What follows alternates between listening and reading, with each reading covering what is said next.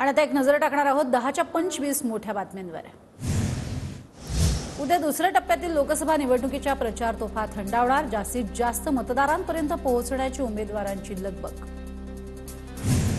देशभरात 26 एप्रिलला दुसऱ्या टप्प्यातील मतदान। महाराष्ट्रातील बुलढाणा, अकोला, यवतमाळ, वाशिमसह हिंगोली, नांदेड, परभणी, अमरावती, वर्धा मतदारसंघात मतदान पार पडणार। दुसऱ्या टप्प्यातील निवडणुकीमध्ये उष्णतेच्या लाटेचा धोका नाही। हवामान खात्याची निवडणूक आयोगाला माहिती। येत्या 26 एप्रिलला 13 राज्यांसह केंद्रशासित प्रदेशांमध्ये मतदान। तर बुलढाणा लोकसभेचे उमेदवार प्रतापराव जाधवांच्या प्रचारासाठी पंकजा मुंडेंची जाहीर सभा। जिल्ह्याच्या विकासासाठी प्रतापराव जाधव काम करतील, मला पूर्ण विश्वास, पंकजा मुंडे यांचं विधान। साताऱ्यातनं मवियाचे उमेदवार शशिकांत शिंदेंसाठी जयंत पाटलांचा बैलगाडीतनं प्रचार।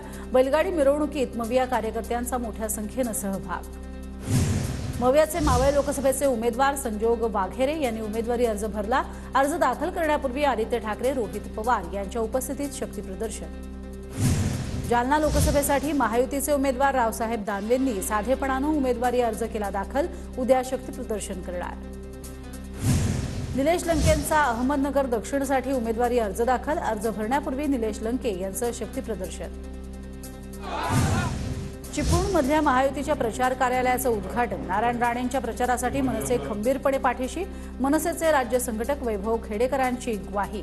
रत्नागिरी, सिंधुदुर्गातनं नारायण राणेंना उमेदवारी। विनोद पाटील यांनी घेतली उदय सामंतांची भेट। महायुतीनं उमेदवारी दिली तरी लढणार, नाकारली तरी लढणार। मराठा समन्वयक विनोद पाटील यांची भूमिका। छत्रपती संभाजीनगर जागेसाठी विनोद पाटील आग्रही। साताऱ्यातनं उदयनराजेंना भाजपनं उशिरा तिकीट दिलं, यातच त्यांचा पराभव। जयंत पाटलांचा उदयनराजेंवर निशाणा। तर उदयनराजेंना तिकीट देण्यावरनं भाजप द्विधा मनस्थितीत होती, जयंत पाटलांचा दावा। साताऱ्याच्या फलटणमध्ये धैर्यशील मोहिते पाटलांनी प्रचाराचा नारळ फोडला। तर फलटणमधील ओमराजे निंबाळकरांच्या घराण्याच्या मोहिते पाटलांना पाठिंबा। माडामध्ये महायुतीचे ओमराजे निंबाळकर विरुद्ध मवियाचे धैर्यशील मोहिते पाटील लढत होणार। तर समाजवादी पक्ष सोडून कुठेही जाणार नाही, आमच्या पक्षात कोणतीही नाराजी नाही। अजित पवार गटातील पक्षप्रवेशाच्या चर्चांवरनं अबू आझमींची प्रतिक्रिया। प्रफुल्ल पटेल यांची कामासाठी भेट घेतली, अबू आझमींची माहिती। पुण्यामध्ये 29 एप्रिलला होणाऱ्या पंतप्रधान मोदींच्या सभेचं ठिकाण बदललं। एसपी कॉलेजच्या मैदानावर नाही तर रेसकोर्सवरती होणार सभा। संभाव्य गर्दी, वाहतूक कोंडी टाळण्यासाठी सभेचं ठिकाण बदललं। योद्धा शरण जात नाही तेव्हा विरोधक त्याला बदनाम करतात। नाराजीच्या चर्चांवर भास्कर जाधवांची प्रतिक्रिया। तर विरोधी पक्षाकडनं माझ्या विरोधात कूटनीती खेळली जात असल्याचाही आरोप। सुनील तटकरेंनी माजी मुख्यमंत्री AR अंतुले यांना संपवलं। शरद पवार गटाच्या जितेंद्र आव्हाडांचे आरोप।